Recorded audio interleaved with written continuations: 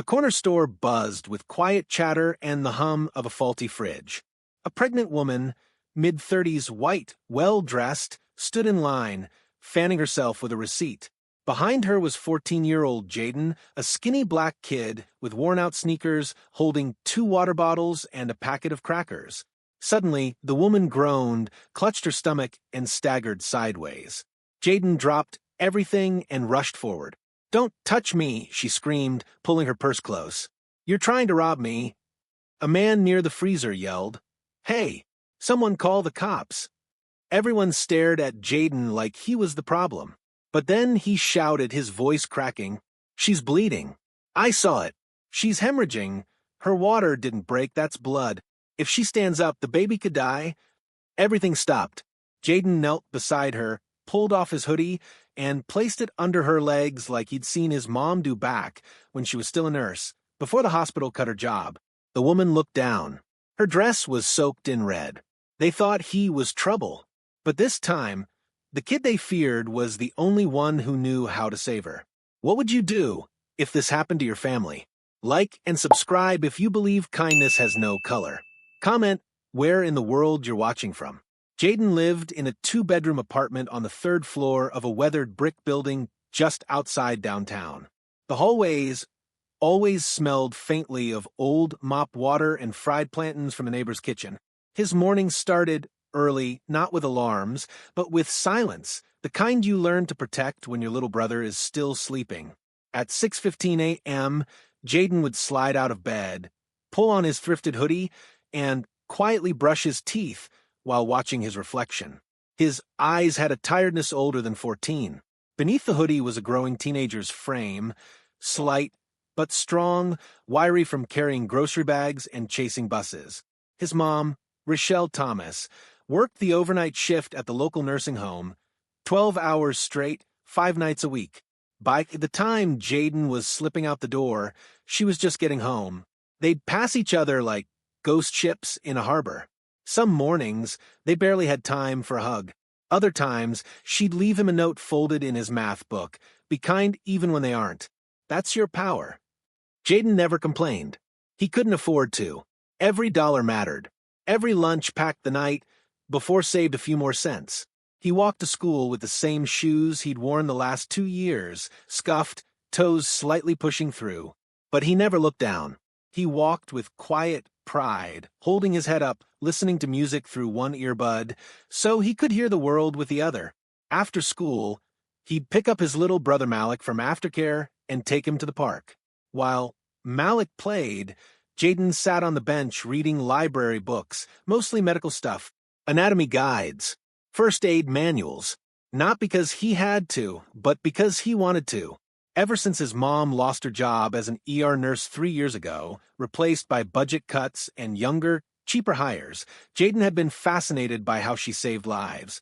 She still talked like a nurse, still moved like one, and he absorbed every bit of it. At the local corner store, Jayden was a familiar face. Not loved, not welcomed, but tolerated. The store owner, Mr. Reed, always watched him a beat too long. Always asked to see the money first before Jayden reached for a product. Jayden never argued. He just nodded and paid. Then left. It was the same story, everywhere. Quiet suspicion. The way people clutched their bags a little tighter. The way the crossing guard barely looked at him. The way adults talked down to him like he couldn't possibly understand. Jayden had learned early that sometimes the most dangerous thing he could do was simply exist in the wrong place at the wrong time. And yet, he never hardened. He looked out for the other kids at school, shared his snacks even when he didn't have much. Once, he gave Malik his only slice of pizza and lied that he already ate. His teacher said he was quiet, respectful, a good kid, but no one really knew him. They didn't see how hard it was to keep his chin up when everything around him told him to lower his head. One Thursday afternoon, as heat rippled off the pavement and the city buzzed in low-grade tension, Jayden and Malik stopped by the corner store after school. Jayden had just enough to buy water and a small snack for Malik. He counted the coins in his hand carefully. Every cent mattered. Inside the store, the line moved slowly. An elegant woman, white, pregnant, dressed in a beige blouse and heels, stood in front of him, shifting uncomfortably. Jayden noticed the sheen of sweat on her neck, the way she winced when she moved. His mother used to say, "Late pregnancy pain isn't always labor, but when it hits sharp and low, you pay attention." As she stepped forward, her knees buckled. She clutched her stomach and gasped, her purse sliding off her shoulder. Without hesitation, Jayden reached out to catch her. But before his hands made contact, she spun around and shouted, "Don't touch me." Her eyes were wide with fear. Her voice cracked, "Get away from me." Jayden froze. A man by the freezer barked, "Hey, back up, kid. I'm calling the cops." Jayden's hands were still midair. The woman stumbled against the shelf, her face pale. Her blouse darkened, red, fast spreading across her lower belly. Jayden blinked. Then he dropped his bottle, stepped forward again, and shouted, "She's bleeding. That's not water, that's blood. She's hemorrhaging. Someone call an ambulance now." It happened so fast, the room didn't even have time to react. Jayden pulled off his hoodie, dropped to the floor, and gently helped her sit. He lifted her legs, just like his mom had taught him, elevating them to keep blood flowing to her brain. The woman stared at him in shock. Her breathing slowed. Her grip loosened. Tears filled her eyes, not just from pain, but realization. Jayden's hands trembled as he applied pressure using the cleanest part of his hoodie. "Don't move, okay? You need to stay still. Help is coming." Someone in the back whispered, "How does he know what to do?" A cashier fumbled with his phone. Another customer knelt beside them, offering support. No one looked at Jayden the same way now. And yet, Jayden didn't care. He wasn't thinking about racism, suspicion, or how close he came to being arrested just for trying to help. He was thinking about saving her and her baby. Later that evening, the story would start to spread. A thug-looking kid who turned out to be a hero. A woman who misjudged him and nearly paid the price. But in that moment, Jayden didn't need credit. He just needed her to live. Back home that night, Rochelle hugged him harder than she had in months. Malik clung to his side, and Jayden, staring at the ceiling in the dark, whispered to himself, "I just did what you would have done, Mom." But he knew the world didn't work that simply. Tomorrow would come, and with it, more assumptions, more looks, more moments where his kindness would be questioned before it was felt. Only now, things had started to shift, and the world, at least one corner of it, would never see him the same way again. The sirens arrived 6 minutes too late. By then, Jayden's hoodie was soaked through, and his knees were bruised from a tiled floor. Paramedics rushed in, asking rapid-fire questions. The pregnant woman, her name was Claire Donovan, was barely conscious, whispering Jayden's name as they loaded her onto the stretcher. "I don't know what he did," she said, her voice cracking, "but he saved my baby." Jayden stood against the wall, silent, hands still shaking. The officer who arrived with the ambulance looked at him cautiously, not hostile, just uncertain, as if trying to reconcile what he saw with what he expected. "You live around here?" the officer asked. Jayden nodded. "That your blood?" Jayden shook his head. The officer hesitated, then stepped back, scribbling in a notepad. "No apology. No thank you. Just confusion. And suspicion." Mr. Reed, the store owner, still had his phone in hand. The 911 call disconnected, but the camera app open. He said nothing. He didn't thank Jayden either. Just watched him with narrowed eyes, lips pressed tight. Jayden wondered what story he was already preparing to tell. That night, Jayden couldn't sleep. His body was still. But his mind wouldn't stop replaying it all. The woman's fear, the stares, the moment she screamed, the tone of her voice when she said, "Don't touch me." He had done everything right. Everything his mother taught him. But still, he had almost been treated like a criminal. The next morning, news spread, first in whispers, then in headlines. A security camera video had leaked online. It showed a clip, a black teenager kneeling beside a white pregnant woman, blood pooling around them, the kid removing his hoodie to save her. No audio, no context. The internet did what it always did, it split. Some comments read, "This kid is a hero." C. Not all black boys are thugs. That woman should apologize, publicly. Others weren't as kind. Look staged. Bet he caused it first. Where was the mom? Why is he even alone with a pregnant woman? Jayden avoided it all. He didn't have social media, but his classmates did. At school, eyes followed him everywhere. Some curious, some cold. Even the teachers acted strange, overly polite or distant. At lunch, no one sat with him. Not even kids from his own block. "You're famous now," one boy whispered as he passed. "You gonna sell your hoodie on eBay?" Jayden said nothing. The fallout was slow and quiet, like a slow leak in a ceiling you can't find until the whole thing caves in.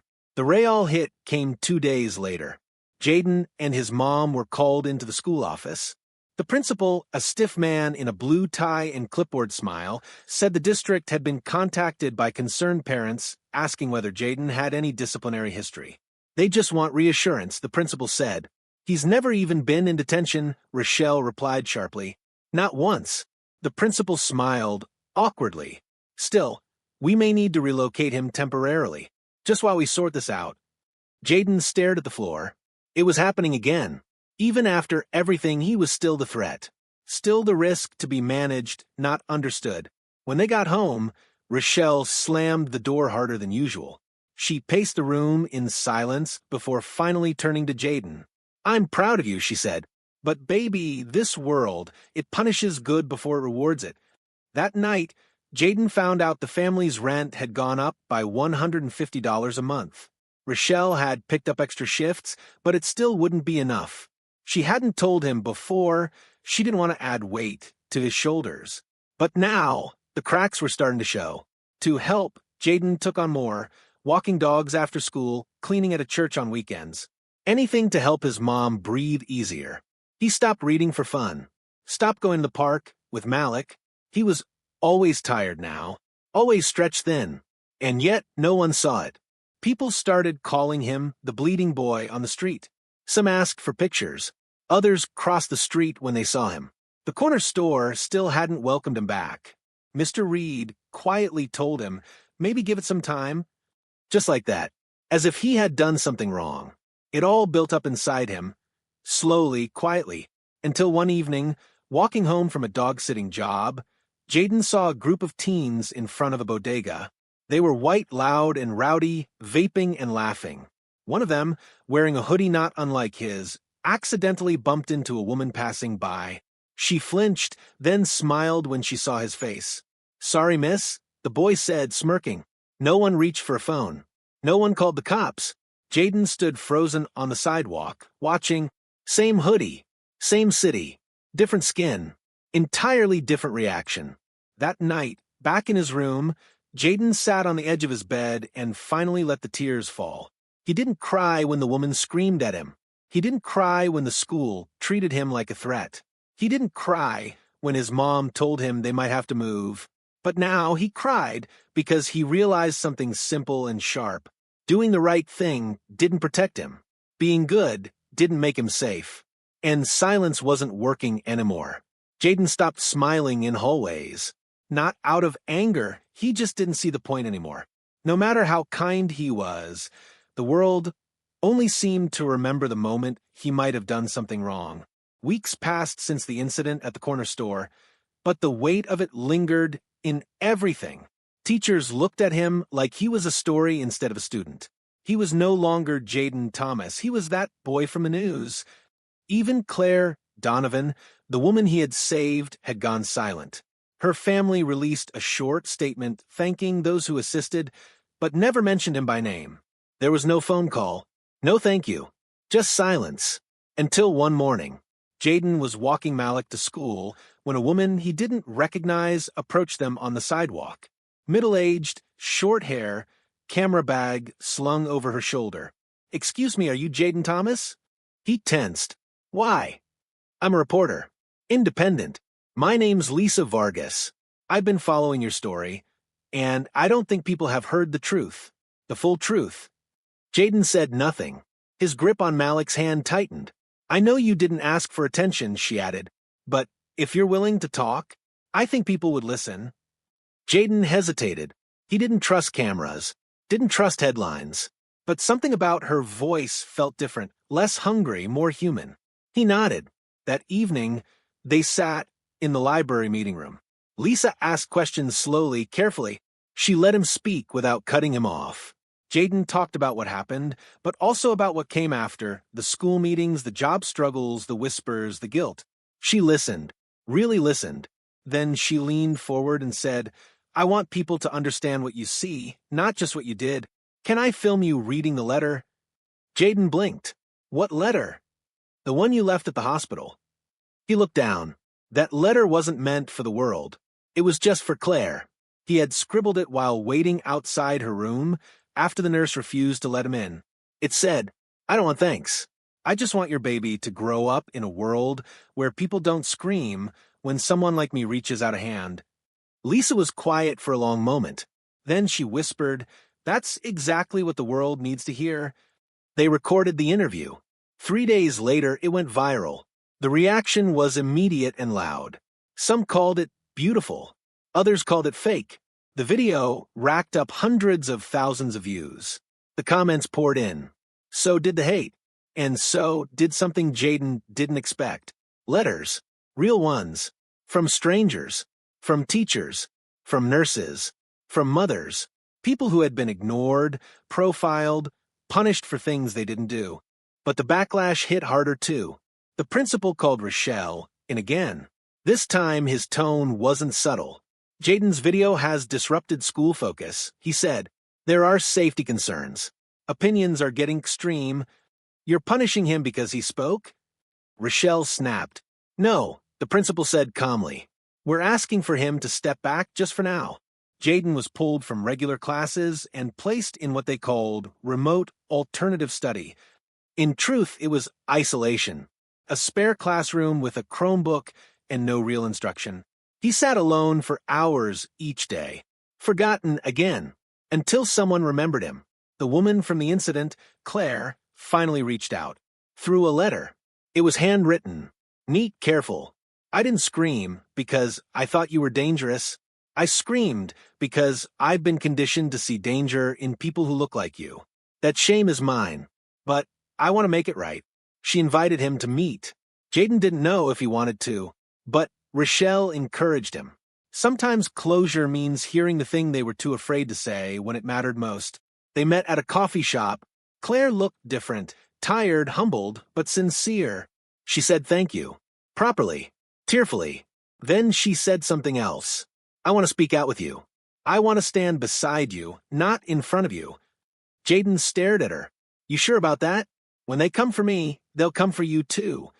She nodded. Maybe it's time they did. It should have felt like a win. But power doesn't fall easily.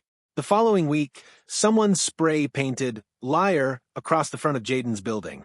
Someone else slipped a typed letter under their door. No one wants to live next to a race-baiting fraud. Rochelle took unpaid time off work to make sure the boys were safe. She refused to back down, but Jayden could see the worry in her face. The fatigue, the fear. Still, he said nothing. Not this time. Instead, he pulled out his notebook and began planning something else, bigger. A town forum. His voice. Claire's voice. Other voices like his. They would tell the full story, not filtered through a news station or social media edit, but raw, real, and maybe, just maybe, the world would finally have to listen. The night before the forum, Jayden stood in front of the mirror wearing his only button-up shirt. His hands shook as he tried to fix the collar. Rochelle walked in, gently brushing his shoulders with her palms. You don't have to do this, baby. I do, he said. I have to. Outside the window, the streets pulsed with distant noise. Somewhere out there, flyers were being torn down, posts were going up online. His name was trending again. Only this time, it wasn't because of the rescue, it was because of what people thought he was doing now. Race hustler. Victim complex. Woke propaganda. It didn't matter that Claire was with him. It didn't matter that the forum was just about sharing stories. People had already decided what they wanted him to be. Still, Jayden showed up. The church gymnasium was dim, half filled with folding chairs. A modest crowd gathered. Some faces he recognized from the neighborhood, others he didn't. Claire sat beside him on stage. Lisa, the reporter, had come too, with her camera off this time, just watching. Jayden took the mic. His voice cracked. He told the story, calmly, plainly. No drama, just facts. And then he told them what happened after. The worst part wasn't that she screamed, he said. It's that the world screamed with her, even after they saw the truth.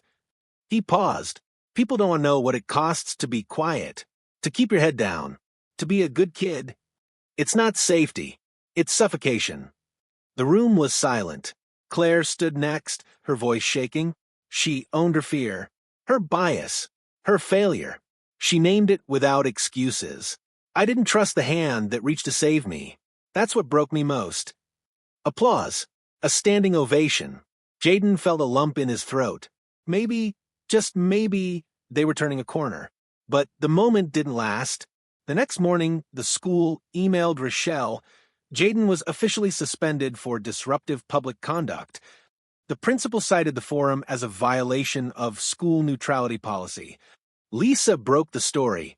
The internet exploded again, but this time it split deeper. The suspension led to protests outside the school gates. Local news outlets arrived. National ones followed.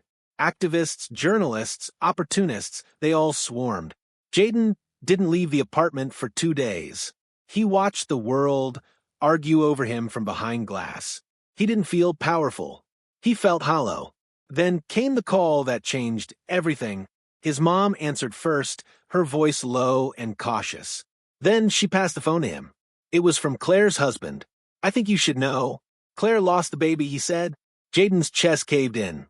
She had a complication unrelated to that day, the man added. But she told me, before it happened, that saving her wasn't the only thing you did. You changed how she saw people. And she wanted you to keep going. No matter what. Jayden sat in silence. It felt like someone pulled the sun out of the sky. Claire had been more than just a symbol. She had been proof that people could change. Now she was gone. He didn't cry. Not right away. Not even that night. But the next morning, while folding Malik's laundry, Jayden found the letter Claire had written him tucked inside his hoodie pocket. She must have slipped it in during the forum. It said, "Don't stop speaking, even when your voice shakes. Because one day, someone who needed to hear it will find strength in the tremble." That's when Jayden broke.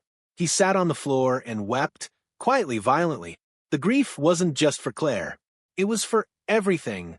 The way his mom hid her exhaustion, the way Malik still asked if he could come to school with him just in case, the way being brave had cost so much. That afternoon, he opened his notebook again. But this time, he didn't write a speech. He wrote a plan. Not for a protest, for a movement. A youth-led community response group. One that would teach first aid. One that would train teens on de-escalation. One that would show the world that the good kid didn't need permission to lead. It wouldn't be quiet, but it would be clear. And that's how it started, not with a shout, but with a decision. Jayden wasn't going back to silence. Not now. Not ever. 3 weeks after Claire's death, the air in the city felt colder, like something important had gone quiet, but refused to disappear. Jayden barely spoke at home. Not because he had nothing to say, but because he was writing everything down. He filled pages with diagrams, contact names, resource ideas. His bedroom wall became a blueprint of something bigger than himself. Rochelle noticed. "You're building something," she said one night, standing in his doorway. "And I don't think it's just for you." Jayden nodded. "I'm tired of waiting for permission to matter." She walked over, kissed his forehead, and whispered, "Then don't wait." He didn't. The next morning, Jayden emailed Lisa, the reporter. Then he called 3 of his classmates who had messaged him quietly after the suspension. 2 of them had experienced similar things: racial profiling, public embarrassment, isolation. The third just wanted to help. They met at the library. Just 4 kids, a whiteboard, and a dream they weren't sure the world would take seriously. Jayden called it Project 317, named after the timestamp when Claire had collapsed in the store. The moment his life and hers changed. Their mission was simple: equip, educate, empower. They'd host workshops on first aid. They'd talk to kids about handling crisis moments, about knowing your rights, about speaking truth in places where silence was expected. The idea caught fire in quiet corners. A retired EMT offered to volunteer. A teacher from a nearby school offered her classroom on weekends. Then came the real shift. One of the city's fire department captains, Captain Alvarez, reached out. She had seen Jayden's video. She knew Claire. And more than that, she respected what Jayden did. "I reviewed the store footage," she said. "You handled that woman better than half my new recruits." Jayden blinked. Alvarez leaned forward. "How'd you know what to do?" "My mom was an ER nurse," he said. "She taught me." Alvarez smiled. "You ever thought about training officially?" Jayden hesitated. "You mean like to be a medic?" She nodded. "You've already passed the first test. You stayed calm when it counted." He said nothing, but inside, something cracked open. Like a light he hadn't dared to imagine was suddenly flickering back on. Word spread, slowly, then all at once.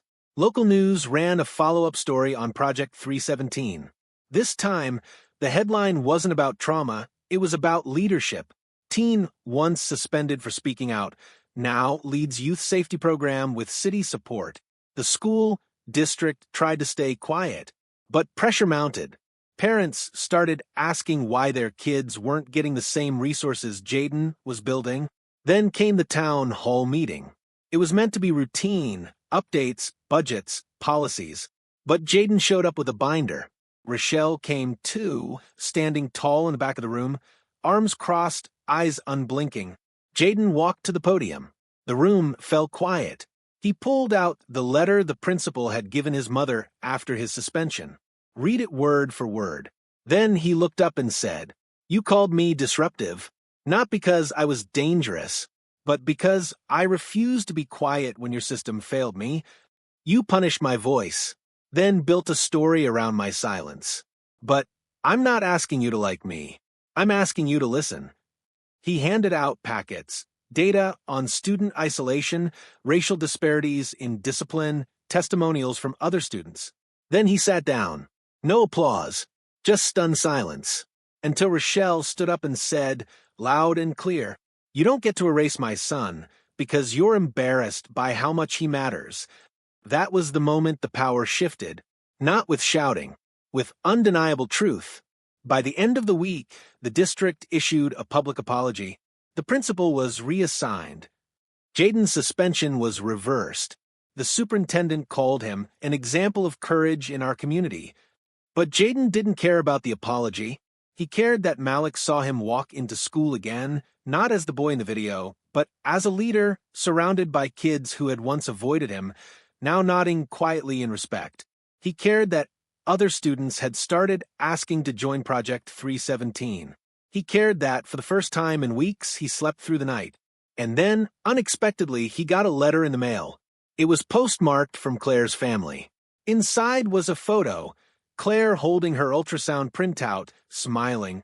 On the back it said, "You gave me a second chance. I didn't get to keep it, but I hope you use yours." Jayden stared at it for a long time. He folded it carefully, placed it in the notebook with his plans, and picked up his pen. Not to finish something, but to begin. 3 weeks after Claire's death, the city felt heavier, like the sky itself was holding its breath. The headlines had faded. The social media storms had slowed. But Jayden's fire hadn't. He hadn't gone back to school. The suspension turned indefinite, then quietly transitioned into what the district called off-campus study, a sanitized phrase that really meant keep him out of sight. Jayden didn't fight it. He didn't have time. He was building something. Every morning, after walking Malik to school, Jayden met with Lisa Vargas at the community center. She had offered him space, Wi-Fi, and her voice.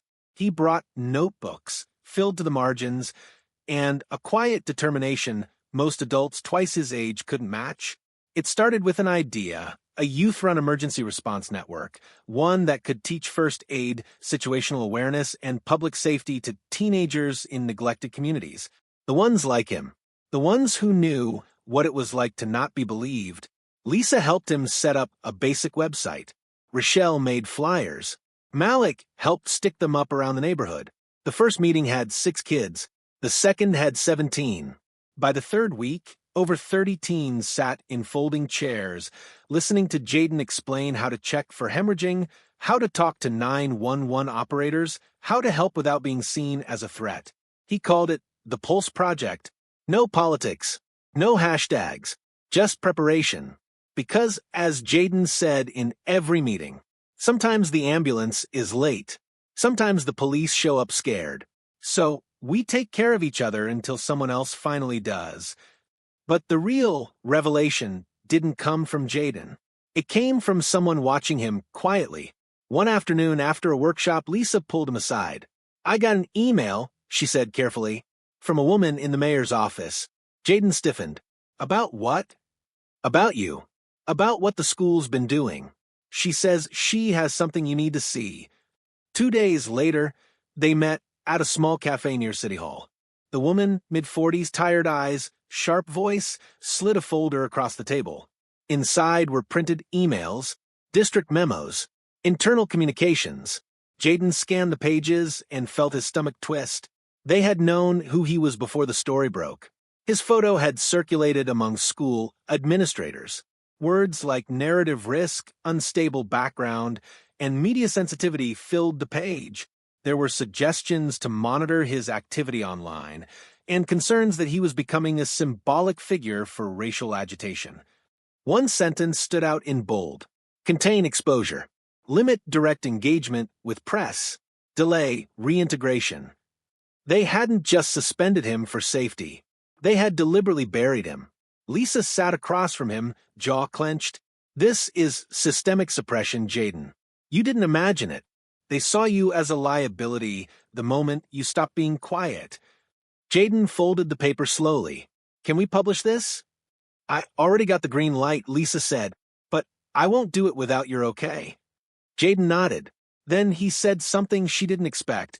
"I want them to read it at the school board meeting. Out loud." So they did. The room was packed. Teachers, parents, students, cameras. Rochelle stood behind her son, one hand on his shoulder. Malik sat beside her, feet swinging under the seat. Jayden walked to the mic, unfolded the memo, and read every word slowly, clearly. No rage, no dramatics, just truth. And when he finished, he looked up and said, "You were afraid of me before I ever opened my mouth. Not because I did anything wrong, but because you knew if I spoke, you couldn't keep pretending nothing was broken." Silence, long and sharp. Then a hand clapped, then another, then a wave. The next day, every major outlet picked it up. Leaked school memo exposes suppression of black student hero. The superintendent issued a public apology. The principal was placed on leave, and the district formally reversed Jayden's suspension, calling it a misjudgment in process. But Jayden didn't celebrate. Not yet. That night, back at the community center, he stood in front of 50 teenagers, some new, some familiar, and held up a laminated flyer. "The system isn't scared of our anger," he said. "It's scared of our structure." He smiled. "So let's build something it can't ignore." Change doesn't come with parades. It comes with pushback. 2 days after the school board meeting, a new headline surfaced, not on a major outlet, but in a whispery corner of the internet known for peddling fear in slick packaging. Teen activist manipulates public with staged story. Sources say narrative was fabricated. The article was thin. No real quotes. No real evidence. But it didn't matter. It spread like fire in dry grass. Soon came the messages: "You think you're a hero? You're a con. Go back to the streets where you belong. Watch your back." Jayden's inbox filled with hate. His DMs flooded. Even his school's website received anonymous threats. It wasn't new, but it was louder. Rochelle called the school district. Their response was textbook. "We're monitoring the situation." Jayden didn't flinch. He didn't hide. Instead, he called another meeting of the Pulse Project. The room was packed. They had moved from the community center to a donated church basement. Kids showed up with notebooks, laptops, even stethoscopes. That night, Jayden introduced something new. Response teams trained student pairs who would be on call during school hours to provide emergency support until paramedics arrived. all volunteers, all certified in basic CPR and trauma response. He named the first team after Claire, because sometimes, he said, heroes don't wear capes, they just carry water bottles and show up. The initiative spread to 3 more schools within the month. Local businesses offered sponsorship. A fire chief offered access to training gear. A nurse donated her Saturdays. The system still tried to push back. Someone called the Department of Child Services anonymously, accusing Rochelle of neglect, saying Malik was left home alone while Jayden played activist. They showed up at their door one afternoon. Jayden stood in the hallway as his mother calmly answered questions, laid out her work schedule, showed school attendance records, and handed over Malik's medical file, organized, annotated, complete. The caseworker looked embarrassed. "This isn't neglect," she finally said. "This is resilience." Jayden didn't yell. Rochelle didn't cry. But Malik, too young to understand, clung to his brother's arm that night and whispered, "Is this because you were brave?" Jayden couldn't answer, because part of him wasn't sure anymore if being brave meant being safe. But what happened next reminded him why it still mattered. At the next Pulse Project workshop, a girl named Nia, barely 13, stood up during the Q&A and said, "My cousin got shot last year. Nobody knew what to do. If we had this, he might still be here." Silence fell. Jayden nodded. "That's why we keep going." That same week, a letter arrived from the city council. They wanted to recognize the Pulse Project in an upcoming community award ceremony. Jayden declined. Instead, he asked for something else: a permanent youth safety liaison position at every public school. Someone who could help students not just during emergencies, but before they became emergencies. He didn't want flowers. He wanted policy. And surprisingly, quietly they said yes. Change was creeping in.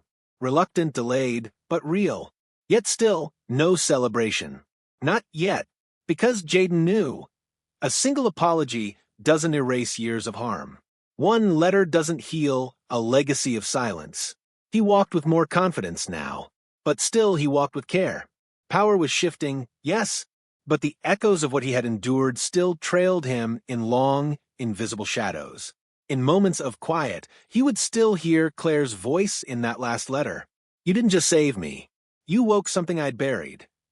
He carried that line in his pocket, folded into a worn scrap of notebook paper, tucked behind his phone case. A reminder that not all victories are loud. Some just last longer. It didn't happen at a podium. There were no cameras, no plaques, no ceremony. It came on a Wednesday morning in the back hallway of Eastside Middle School near the art room, where the air always smelled like glue sticks and crayon shavings.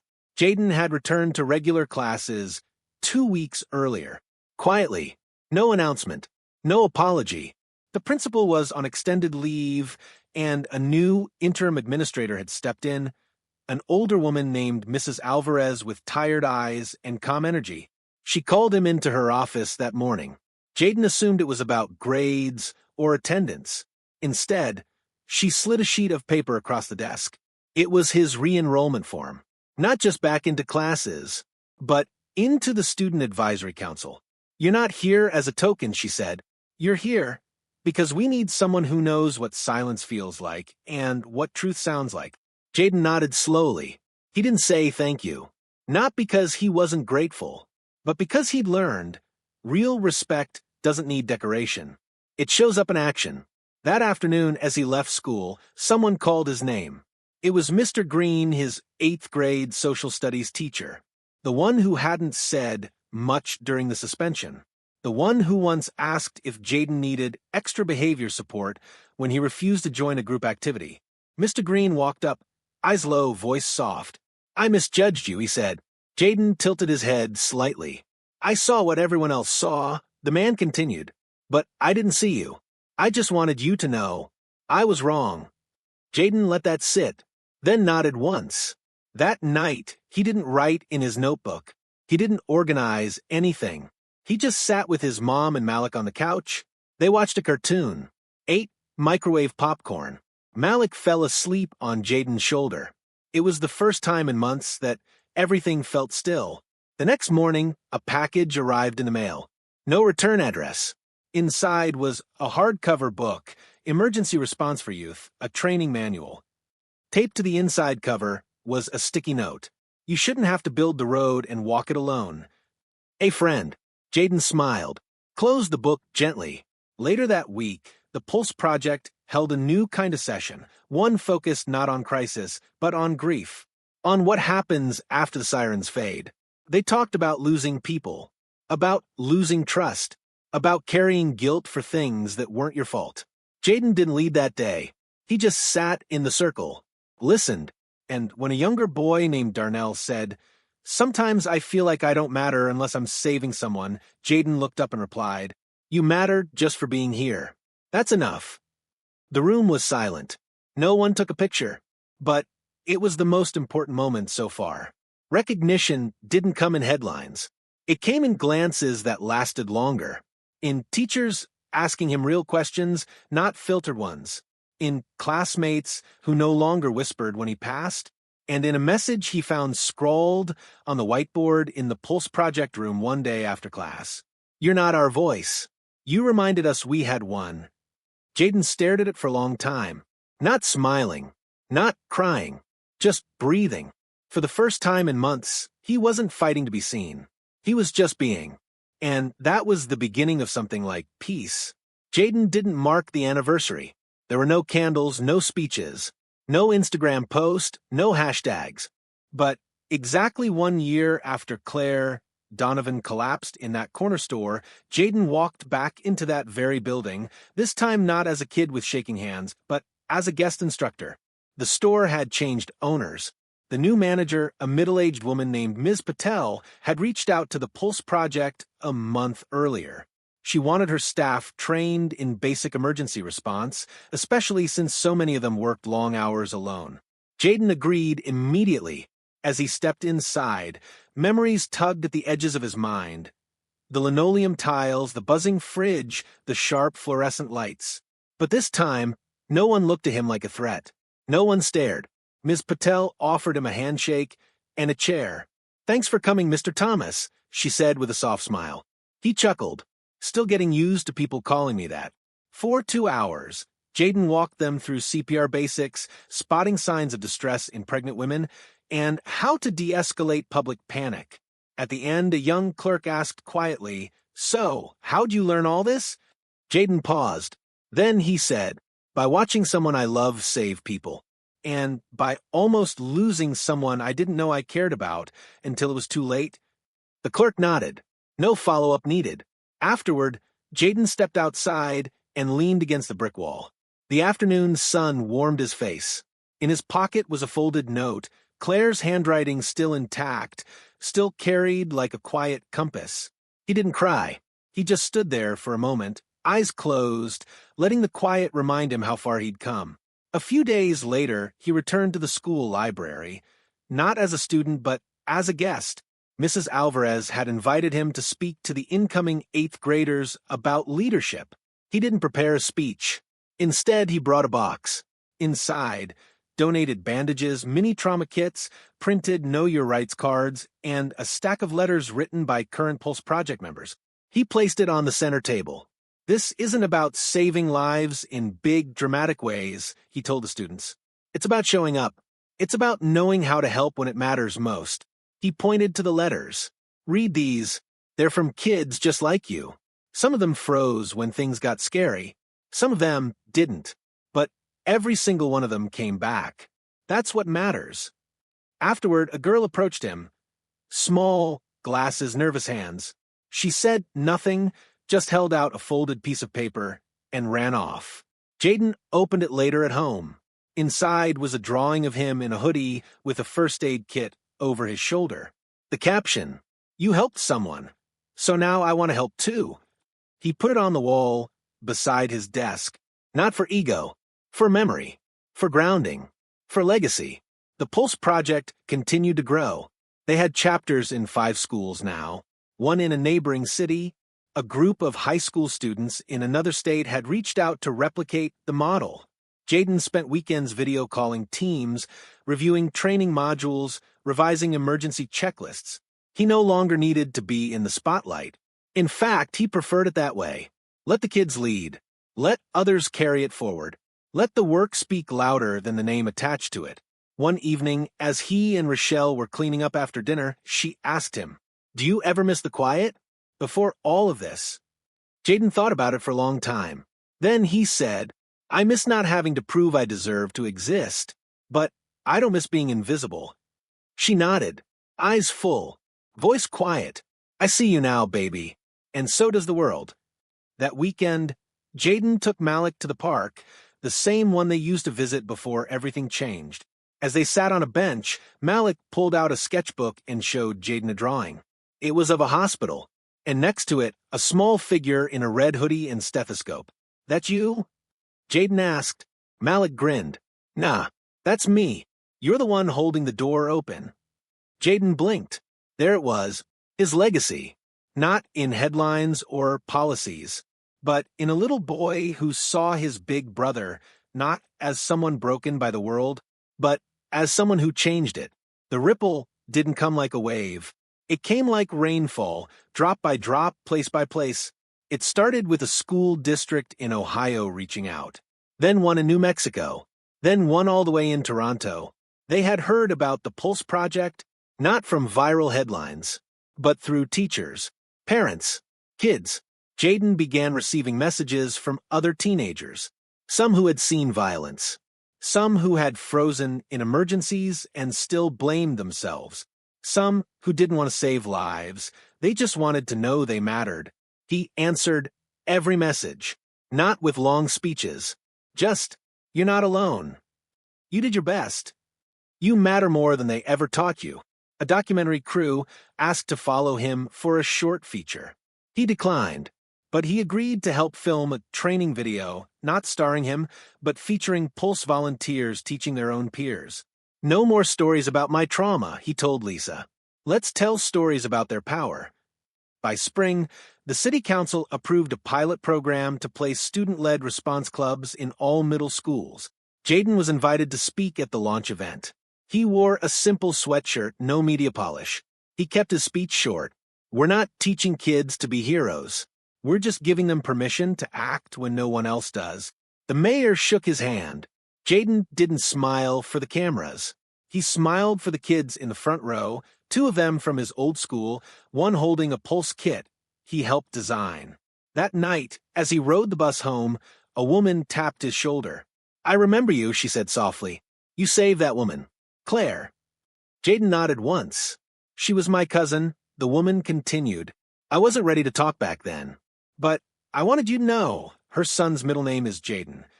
His chest tightened. She stepped off the bus before he could respond. He sat there, watching her walk away into the night. The circle was closing, and yet something still tugged at him. A quiet question growing louder. Is this where I stay? Or is this just where I started? 1 week later, a letter arrived. It was from a public health fellowship program in Washington, D.C., specifically for young changemakers from underserved communities. The Pulse Project had caught their attention. They wanted Jayden to apply. Full support, housing, a chance to build on what he'd created. He folded the letter slowly, showed it to Rochelle that evening over dinner. She smiled, but it didn't quite reach her eyes. "I knew this day would come," she said. "You okay?" She nodded. "You're not mine to hold back. You never were." Malik said nothing at first, but later, while helping Jayden pack up Pulse supplies for the weekend meeting, he asked, "Will the new kids know what to do if I get hurt?" Jayden knelt beside him. "They'll know." "Promise?" "I do."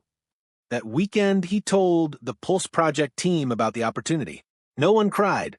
No one begged him to stay, because they already knew something Jayden hadn't said aloud yet. He'd built something strong enough to survive without him. The question wasn't if he should go. It was when. And as he stood outside the community center one evening, watching the sunset drip gold onto the pavement, Jayden whispered his answer. "I've given all I had here.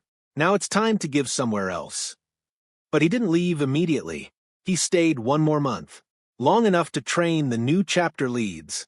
Long enough to walk Malik to school every day. long enough to sit one last time at the park bench where it all began.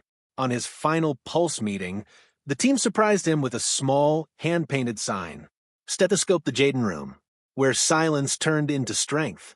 He didn't cry, not until he got home. Not until Malik hugged him goodnight and whispered, "You didn't just save her life.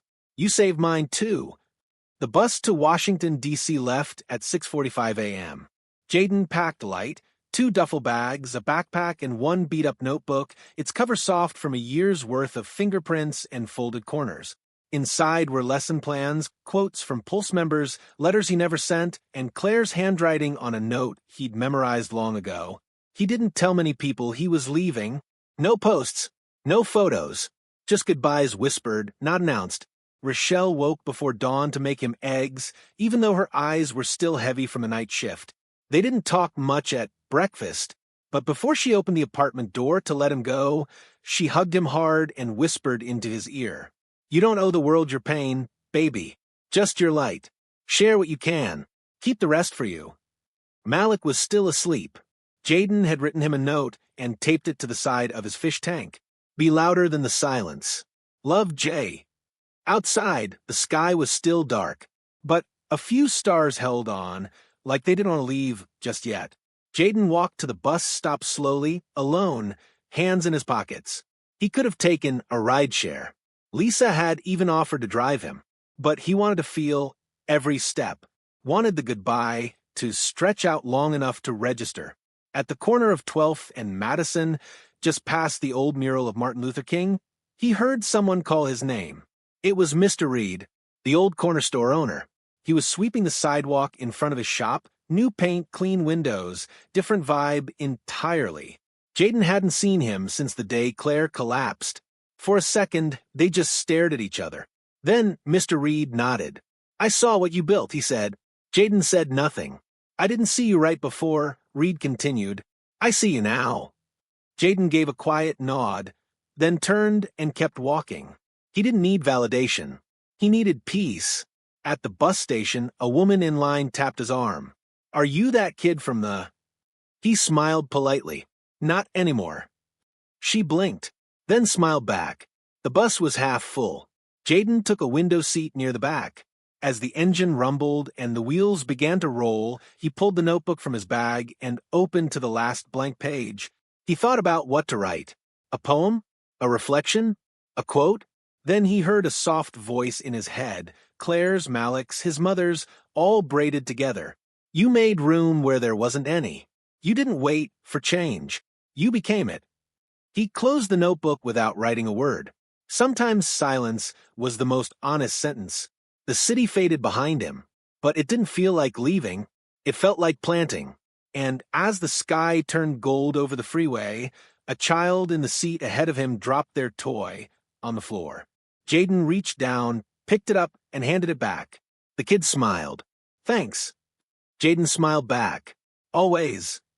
He leaned against the window, eyes soft, breath steady. He didn't know what the future held, only that he wasn't afraid of it anymore. Because he understood something now. You don't need to be famous to matter. You don't need permission to care. And sometimes the loudest impact starts from the quietest kid in the room. They never saw him coming. But now, they'll never forget he was here,